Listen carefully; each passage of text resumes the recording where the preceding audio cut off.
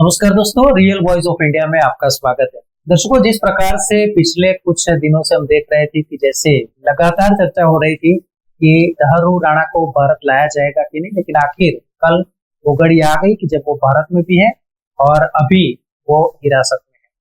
तो क्या था वो घटनाक्रम जब 2008 हम बात करते हैं 26/11 की, तो तब से लेके ये जो घटनाक्रम हुआ है वो क्या है, भारत सरकार ने किस प्रकार के प्रयास किए थे प्रत्यार्पण के लिए, तो उसी के बारे में आज हम चर्चा करेंगे। चर्चा के लिए हमारे साथ जुड़े हैं जाने माने अंतर्राष्ट्रीय मामलों के जानकार वीरेंद्र पांडे जी। वीरेंद्र जी, आपका बहुत बहुत स्वागत है। नमस्कार सर। सर, जिस प्रकार से तहरू राणा भी यहाँ पे है, पाकिस्तान भी कुछ ना कुछ निवेदनबाजी शुरू हो चुकी है, हम देखते हैं। तो भारत में भी कुछ लोग सपोर्ट में आए हैं, कुछ लोग विरोध में आए हैं। आप किस तरह से ये घटना को देखते हैं, और वो घटना अभी हम याद करना चाहेंगे कि जो 2008 में घटी, 26/11। जो लोग जिनकी उम्र अभी कम है, उन्हें मैं बता देना चाहता हूँ कि 2008 में जिस दिन ये घटना हुई 26/11 को, उस दिन किसी को इस बात का अनुमान नहीं था कि ये घटना ताजमहल होटल ताज जैसी बड़ी इतनी बड़ी होटल है, भारत की बहुत बड़ी होटल है मुंबई में, उसमें हुई है। और उसके अलावा 3-4 और जगहों पर हुई थी। मतलब अटैक हुआ था, टेररिस्ट अटैक मुंबई में उसी दिन उन्हीं लोगों ने किया था। ये लोग कराची से आए थे और जो आतंकवादी, उसमें एक कसाब, अब्दुल कसाब का नाम अजमल कसाब, वो उनमें सबसे कम उम्र का था, उसकी 18-19 साल उम्र थी, बाकी सब उससे बड़े थे। और ये लोग एक छोटी नाव में आए थे। इन्होंने पोरबंदर के पास में एक जो मछली पकड़ने वाले लोग हैं उनको मार डाला, उनकी नाव पे कब्जा किया, अपनी नाव डुबो दी, और ये उस नाव से मुंबई तक आए थे, बंगाल में अरेबियन सी में होते हुए। ये इनका रास्ता था। और उस सारे ऑपरेशन का जो इंचार्ज था वो तहरू राणा था। 166 लोग मरे। 2-3 दिन तक काफी वहां पे नुकसान हुआ, बिल्डिंग का नुकसान हुआ। उन्होंने काफी बम वगैरह भी उसमें फोड़े। उसमें काफी लोग छत्रपति शिवाजी टर्मिनस पर भी गए थे। और एक यहूदियों का होटल था, नाम भूल रहा उसका, लियोपोल्ड होटल या रेस्टोरेंट था कुछ, उस पर भी आक्रमण किया। इन्होंने काफी प्लानिंग के साथ में ये लोग आए थे। और मुझे याद है हमारे गुजरात के गौतम अडानी भी उस दिन उस होटल में मौजूद थे जब अटैक हुआ। अच्छा। और उन्होंने भी एक रात एक कमरे में छुप के बिताई। ये भी मतलब ऐसे बहुत सारे लोग थे जिन्होंने वहां पे इधर उधर जाके शरण ली। जितने लोग उनके मतलब जितने लोगों को मार सकते थे उनको सबको मार दिया उन्होंने। 166 जहाँ तक मुझे याद हो, करीब 250 लोग जो है घायल हुए थे। वो सब ऑर्गेनाइज किया था तहरू राणा ने। तहरू राणा कोई मामूली आतंकवादी नहीं है, वो कोई अनपढ़ नहीं है, वो MBBS डॉक्टर है। उसका नाम पूरा है डॉक्टर तहरू राणा, है वो डॉक्टर है। हाँ, वो पाकिस्तान आर्मी में कैप्टन जनरल की पोस्ट पर था। और उसके साथ साथ वो आतंकवादी गतिविधियों में भी शामिल था। जितने लश्कर-ए-तैयबा और ये दूसरे जो आतंकवादी दल है उन सबके साथ में कोऑर्डिनेट करता था। तो उसी में ये पूरी प्लानिंग की थी मुंबई में हमले की। तो ये एक बहुत बड़ी सफलता है भारत सरकार की कि इतने बड़े मतलब हाई वैल्यू टारगेट को वो अमेरिका से पकड़ के लेकर आए इतने सालों बाद। 2008 से आज 2025 हो गया, इतने सालों बाद वो। और एक प्रकार से कहे कि जो लोग शहीद हुए उस घटना में, उनको मतलब अब जाके कुछ तसल्ली होगी कि न्याय मिलेगा। अच्छा सर, ये भी जानना है कि एक कोशिश उस समय ऐसी भी चल रही थी, अच्छी बात है कि कसाब जिंदा पकड़ा गया जी, और उस वजह से पूरा जो घटस्फोट हुआ, पता चला कि ये लोग कौन थे, कहाँ से आए थे, वो सब खुला राज। अगर वो भी मारा जाता तो एक चर्चा ये भी चल रही कि शायद उस घटना को हिंदू आतंकवाद का नाम दिया जाता है, ऐसे भी कुछ बात चल रही है। उस समय आपको याद होगा UPA गवर्नमेंट थी जिसमें डॉक्टर मनमोहन सिंह प्रधानमंत्री थे। और अब लोग कम जानते हैं, जिस दिन ये आतंकवादी घटना हुई उस समय देश के गृह मंत्री शिवराज पाटिल थे। अच्छा। हाँ, जो महाराष्ट्र के बड़े कांग्रेस के नेता थे वो भी उस दिन गए थे, वो एक अलग मामला है, और उनको उसके बाद में हटा दिया गया था। जब इसकी जांच शुरू हुई तो पी चिदम्बरम गृह मंत्री बने थे, और ये हिंदू आतंकवाद की थ्योरी ये पी चिदम्बरम ने चलाई थी, और उसके साथ में मुझे याद है दिग्विजय सिंह जैसे कुछ लीडर्स थे जिन्होंने इसको एक मुसलमानों को खुश करने के लिए इसको हिंदू आतंकवाद नाम देने की कोशिश की, लेकिन वो ज्यादा दिन तक चला नहीं उनका। और कुछ नाम भी सामने रखे जैसे प्रज्ञा ठाकुर। हाँ, प्रज्ञा ठाकुर है, कैप्टन पुरोहित इसके आर्मी के थे, उन लोगों को नकली केसों में फंसाया गया था। उसमें गुजरात के असीमानंद एक डांग के जो संत थे उनको भी फंसाया गया था। देखिए, भाषण तो कोई भी कुछ भी देता है, भाषण के आधार पर जब तक आपके पास प्रूफ नहीं है तब तक आप उनको कैसे पकड़ सकते हैं। तो इनको केवल उनके भाषण के आधार पर पकड़ लिया गया और हिंदू आतंकवाद के नाम से इनको प्रताड़ित किया गया। कई सालों तक बेचारों को जेल में रखा गया और वो सब बाइज्जत बरी हुए। तो ये कांग्रेस गवर्नमेंट उस समय बिल्कुल भी ये नहीं चाहती थी कि मुसलमानों के खिलाफ कोई एक्शन लिया, आतंकवादियों के खिलाफ कोई एक्शन लिया, क्योंकि उनको ये डर था कि अगर हमने इनको पकड़ा तो मुस्लिम वोट हमारे लिए।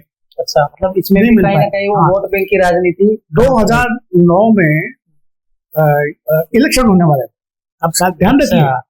2008 नवंबर 26 नवंबर में ये हुआ और 6 महीने बाद इलेक्शन होने वाले थे लोकसभा के।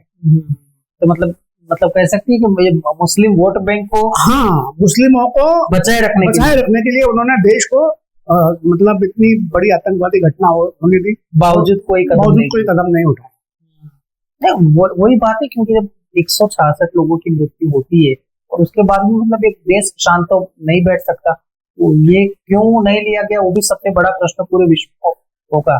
अच्छा सर, उसके बाद वो भी क्योंकि इतना लंबा प्रोसेस चला, हम जानते हैं कि अमेरिका में जो पकड़ा गया था शिकागो में, और उसके बाद भारत सरकार ने भी इतने प्रयास किए होंगे तब जाके ये प्रत्यार्पण, वरना कभी हमने देखा है कि ऐसे बिल्कुल जल्दी आना मुश्किल हो जाता है। मुझे याद है 2011 में नरेंद्र मोदी जी यहाँ के मुख्यमंत्री थे, उन्होंने बड़े सख्त शब्दों में कहा था कि इसको पकड़ा नहीं गया, भारत सरकार में इच्छा शक्ति नहीं है। और आप देखिए 2014 में जब वो प्रधानमंत्री बने तो उन्होंने इस काम को आगे बढ़ाया, चाहे 10 साल लगे, 11 साल लगे, लेकिन वो राहुल राणा को वहां से पकड़ के भारत सरकार लेके आई। ये नरेंद्र मोदी की इच्छा शक्ति है जो वही रिजल्ट दिखाता है जी।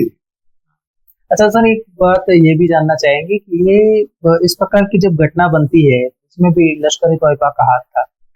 अब ये बताएं कि ऐसे जब घटनाएं बनती है तो सरकार का मतलब ऐसी क्या मजबूरी रही होगी कि हमने कुछ कदम नहीं उठाए। मैं 2008 की बात कर रहा हूँ, क्योंकि जब इतनी बड़ी घटना बनती है, और वो दृश्य आज भी हमें जब टीवी में हमने देखे थे, जैसे ताज होटल में लोग कैसे छुपे थे, कैसे उनको भुना जा रहा था, या छत्रपति शिवाजी टर्मिनस की जो घटना है, कुछ अपने पुलिस जवान भी उसमें शहीद हुए थे, हेलीकॉप्टर की भी मदद लेनी पड़ी थी। इतनी जब घटना बनती है तो कह सकते हैं मतलब सरकार की इच्छा शक्ति नहीं थी केंद्र सरकार की उस टाइम। अब मैंने बताया एक कारण, तो जैसे मैंने बताया आपको 6 महीने बाद चुनाव होने वाले थे लोकसभा के, एक तो बड़ा कारण वोट बैंक का डर था, वोट बैंक का डर था, वो भी है। और दूसरा ये है कि मार कौन रहा था, मुसलमान मार रहे थे, मार कौन रहे थे, हिंदू मार रहे थे। सत्ता के ऊपर सबसे ऊपर कौन था, एक क्रिश्चियन महिला थी, सोनिया गांधी। तो उनको हिंदुओं से कोई लेना देना नहीं था। मुझे ऐसा लगता है कि सोनिया गांधी को या उनकी सरकार को कोई भी हिंदुओं के प्रति कुछ भी, उनको केवल हिंदुओं के वोट से मतलब था। मुझे एक कारण ये भी लगता है, इसलिए उन्होंने इसको कोई बहुत महत्व नहीं दिया और इसको जैसे जैसे ठंडा हो जाने दिया। अब देखिए उसके बाद भी देश में आतंकवादी घटनाएं अभी तक हो रही है। पिछले महीने हमने देखा कि कठुआ में, जम्मू के पास में, अगर ये उसी समय ये एक्शन ले लेते तो आज अभी तक ये जम्मू कश्मीर की घटनाएं नहीं हो रही, लेकिन उन्होंने नहीं लिया। तो उसके बाद एक चर्चा ये भी चलेगी, जब अजमल कसाब की हम बात करते हैं तो मतलब जब कांग्रेस की सरकार थी तो बिरयानी खिलाती थी, पर जब बीजेपी की सरकार आई सख्त कदम लिए गए और आज हमें ये रिजल्ट देखने को मिलेगा। कैसे कहेंगे इसे, क्योंकि इसमें भी क्या है कि जैसे कांग्रेस की अगर बात करते तो वो बोलते हैं कि NIA से जो इन्वेस्टिगेशन से सब चल के हमने शुरुआत की थी और आज हमारी वजह से आया है। वो तो क्रेडिट लेने की कोशिश कर रहे हैं। हाँ, क्रेडिट लेने की कोशिश कर रहे हैं। अगर ये NIA उसी समय सख्त कदम उठाते और कोशिश करते, कम से कम कोशिश तो कर ही सकते हैं, तो ये इतने दिनों तक अभी तक गायब नहीं रहता। और ये भी अमेरिका में नहीं पकड़ा गया है, इसको डेनमार्क में कहीं पकड़ा गया था जी। और आतंकवादी घटनाओं के सिलसिले में इसको बाद में अमेरिका वापस ले जाया गया। मुझे सबसे ज्यादा दुख इस बात का होता है कि जो मुस्लिमों में सबसे अच्छे पढ़े लिखे लोग हैं वो आतंकवाद क्यों जाते हैं। देखिए, जो कम पढ़ा लिखा है वो जाएगा तो समझ में आता है, लेकिन ये तो पढ़ा लिखा था, डॉक्टर था, आर्मी में डॉक्टर था, इतना पढ़ा लिखा, ब्रेन वॉश हम समझ सकते हैं जब अनपढ़ है उसमें। आप देखिए कि तहव्वुर राणा अकेला नहीं है, जितने बड़े आतंकवादी हैं वो सब बड़े पढ़े लिखे रहे। आप देखिए, ओसामा बिन लादेन इंजीनियर था, ठीक है, डॉक्टर अयमन अल जवाहिरी जो उनके बाद में अलकायदा के मुखिया बने, वो तो बच्चों का डॉक्टर था। बच्चों का डॉक्टर बच्चों को कैसे मान सकता है?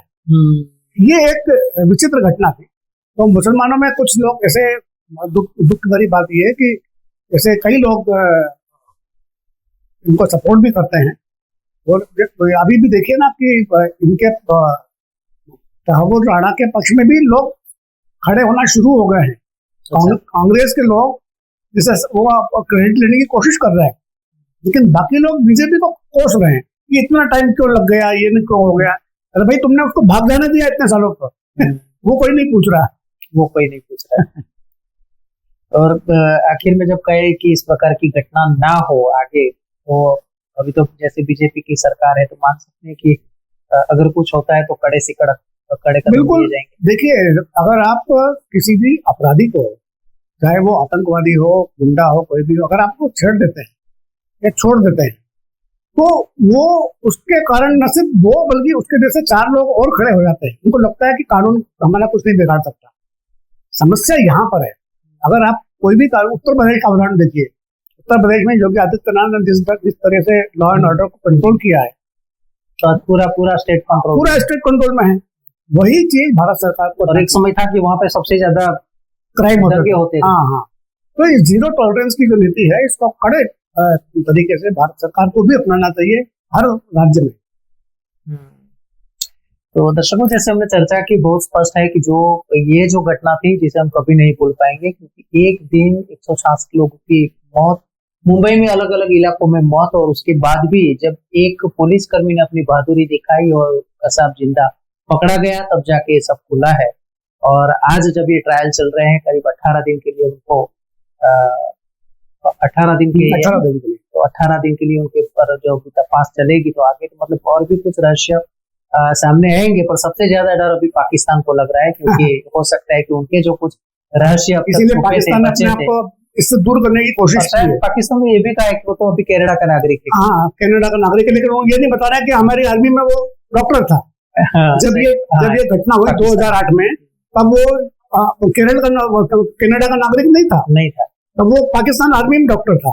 ये नहीं बता रहे। तो ऐसी बात है। पर एक बात अच्छी है कि भारत सरकार के जो अभी प्रयास जारी हैं, जैसे इस प्रकार की घटनाएं में जो प्रत्यार्पण संधि है वो भी कहीं ना कहीं काम आती है। वीरेंद्र जी, बहुत बहुत धन्यवाद आपका इस चर्चा में ये जानकारी दी। धन्यवाद। तो दर्शकों, न्यूज व्यूज और एनालिसिस के लिए आप देखते रहिए रियल वॉइस ऑफ इंडिया। नमस्कार મિત્રો, આપ યુટ્યુબ ઉપરાંત ફેસબુક, ઇન્સ્ટાગ્રામ, એક્સ સોશિયલ મીડિયાથી પણ અમારી સાથે કનેક્ટ રહી શકો છો.